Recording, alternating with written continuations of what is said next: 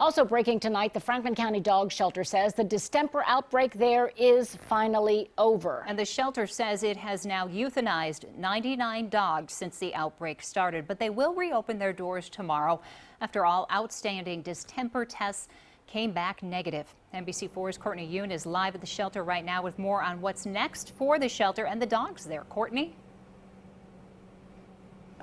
Yeah, Colleen, Ellie, now that the distemper outbreak is over and the quarantine is also over, adoptions are going to be opening back up here at the shelter as early as 11 a.m. tomorrow. There should be at least 35 dogs available to find forever homes. Here they're waiving the adoption fees and animals can go home with you for the cost of an $18 dog license. Shelter officials say dogs that were in isolation because of the outbreak will be moving to the adoption floor daily. Deputy Franklin County Administrator Eric Janis says 137 distemper test results came back negative from the University of Wisconsin, indicating the infectious disease is no longer at the shelter.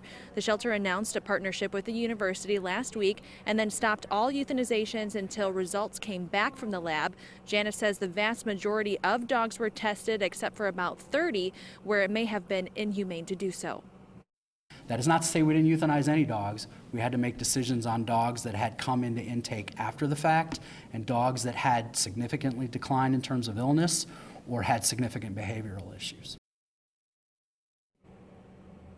So far, we know of 2 dogs that tested positive for distemper and 1 additional dog that was highly suspected to have the disease. The shelter will also host a vaccination clinic here in the parking lot this Saturday from noon until 3:30. You can bring your dog. No appointment is necessary. It costs only $5, and the vaccine protects against distemper and parvo. Live at the Franklin County Dog Shelter, Courtney Yoon, NBC4.